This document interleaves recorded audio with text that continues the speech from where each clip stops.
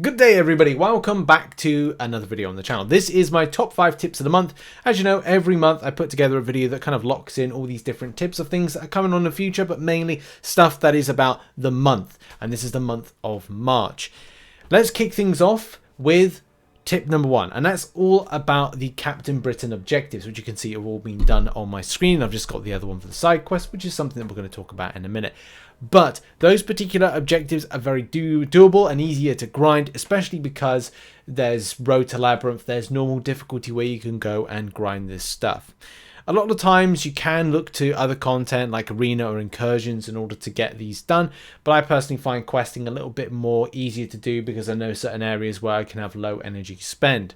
Something to point out since recording this video, so the video which you can see on screen, the thumbnail of it, I've found a better way to grab a low energy version of a Sentinel, a Mega Sentinel, or Nimrod version. Now here's the thing, you can just grind normal, right? That's up to you, or you can go to Heroic 1.1 and in there is a 2 energy, so a better option, a 2 energy Sentinel to grind. Now I did put something in a pinned comment about that, so I'm hoping people saw it, because normally people go, no, that's not right, Richard, and they go to the comment section, so hopefully they've seen that pinned comment, which I did pin very early to the video's release. So that is kind of like there, and as I said, very, very doable, very, very easy quest in order to do, or objectives to do, and you pick yourself up some shards. Not a huge amount, I think it like equates to about 4,000 shards, so that's like 1 crystal, but it's very, very easy, very, very doable, and all that stuff. Tip number 2 is all about the Women of Power solo event. I'm sure a lot of people have smashed this out, especially with so many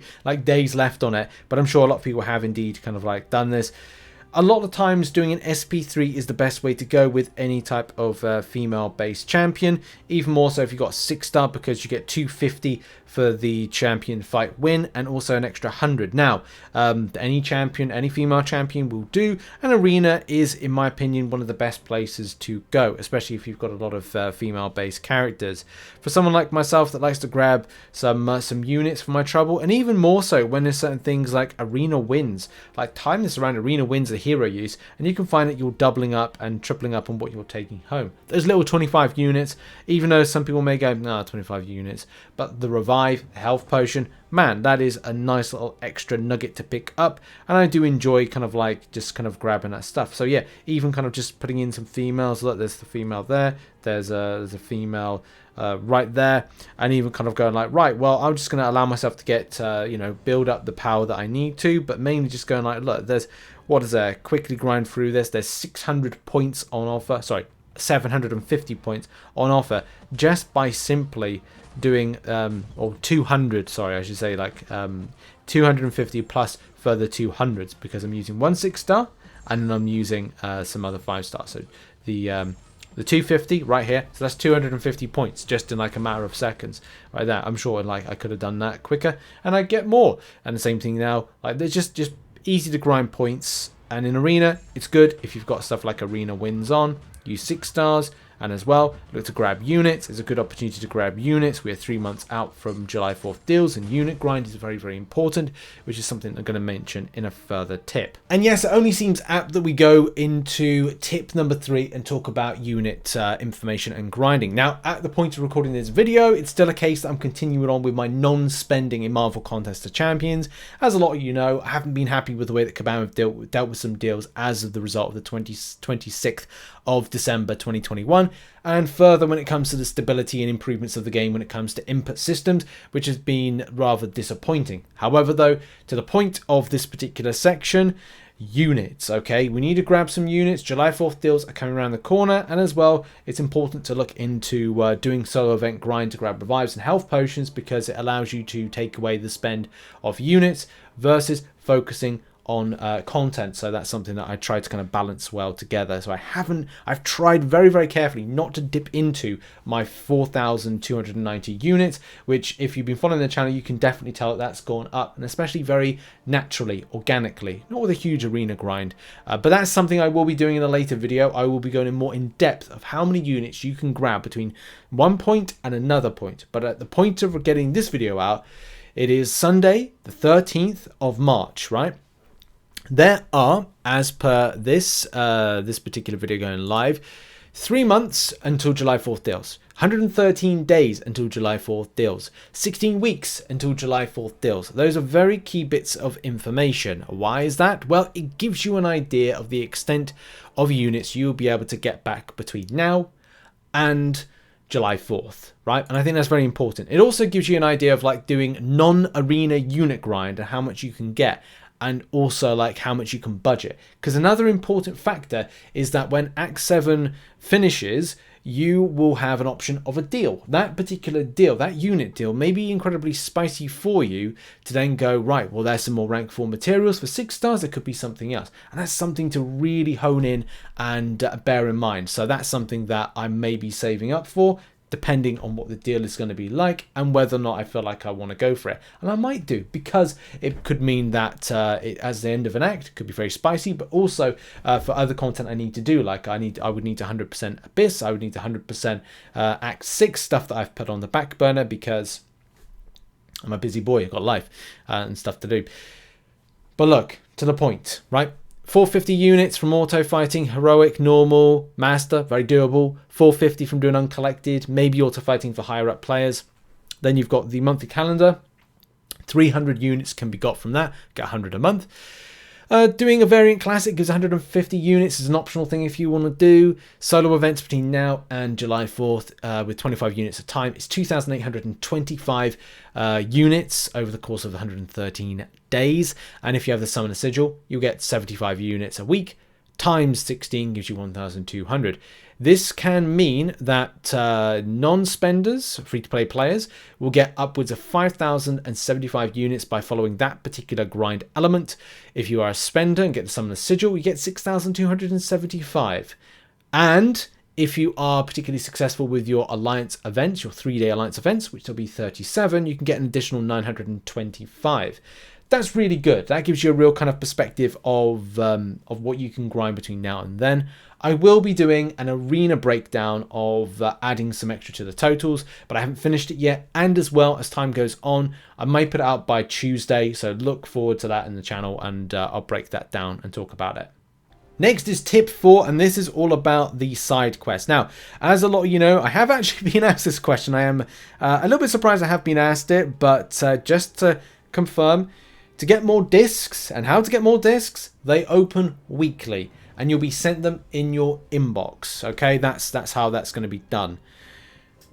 I have been asked that, and that's just to clarify if anybody's following the content. I think I did explain it in the video like a long time ago, but obviously some people didn't see that. But in any case, like that's what happens with that.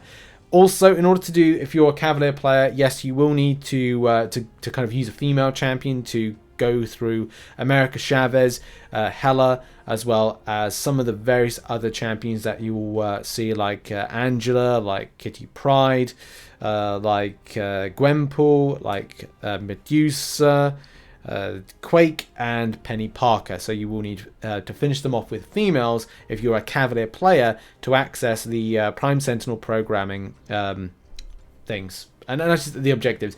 I didn't use a female to do this on the video I recorded midweek, and that's just because of timing and needed to get that done as quickly as possible. And what I'm planning to do is do a more in-depth kind of like guide on champion options to take him down. And look, here's the thing. I'm sure there's going to be people going like, no, it's easy. Just use this one. But actually, they're right. They're right in that, because what you could do is you could just get the enemy champion with any kind of champion, a robot, a male character champion, and get the enemy champion down to about like 1%, and then kind of X out and use a female just to take off the last bits of health. So it doesn't have to be all about going, okay, well, you do the full fight with a female champion. So you could use that as a bit of a cheese type thing, and I will be kind of like covering that in some other content, especially on a weekly basis as these things unlock. I may be doing some more content to break that down. And the final tip is all about endgame content prep. Endgame content, for a lot of people, as you know, Act 7, it actually doesn't matter where you are in the game. If you kind of just starting the game or kind of like thinking about doing a new progression, do think about it. Think about preparation, okay? One of the key things to prepare for is hoarding of things. You could hoard your free crystals and kind of have them there rather than just kind of like overinflating your stash. You may want to just keep them there in the crystal form and pop them open. Okay, that's the first thing. The second thing is grabbing more revives and health potions. Now, we've talked about solo events, and when there's a solo event on, just do it. Hold off your event quest completion, like doing Cavalier difficulty, uncollected, whatever, the latter points of the chapters until that event comes up. When it comes up, boom, go and do it. It means that you'll be able to kind of smash through your 22-hour event, get the revive, get the health potion, get those units, which helps you massively.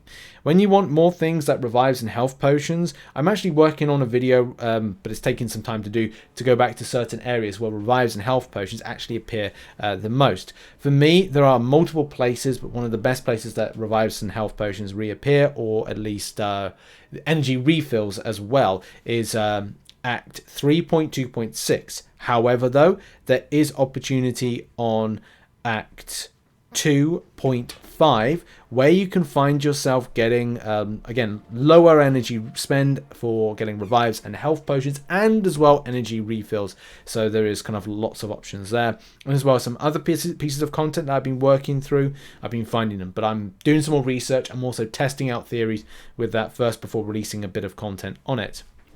Also, don't forget Realm of Legends, where you're able to pick up more health potions. It's just a no-brainer. I'm sure I'm preaching to the choir with a lot of people on this, but it's just a good reminder to say, look, sometimes don't dip into your units. Sometimes look to kind of like measures to kind of grab things like revives and health potions, and also doing solo and solo 22-hour events. It's definitely something that I've had to kind of like learn very quickly, and I'm glad I've kind of like got stuck to a regrindable element of picking up revives and health potions, because it just helps. It massively helps out kind of keeping that unit stash right there kind of like as true as possible, especially having a nice kind of like solid amount. You know, I did get the realm compensation, but it didn't give like as much level 1 revives as I pick up from doing my repeatable lower content grind. But yeah, that has been it. That has been the top 5 tips for the month. I hope they helped out some people. It's great sometimes I get some amazing feedback from people that they're like, hey, well, use that was really good, and I appreciate you all. And lots more content. You know, the unit grind guide will be out next week, so look out for that, and preparing you for July 4th, as well as some other kind of like fun content as well. So thanks very much for supporting this video. Make sure as well to check out some other content located on the channel, which is on screen right now. And I'll see you in whenever that will be. Have a lovely time, a lovely weekend. Bye-bye.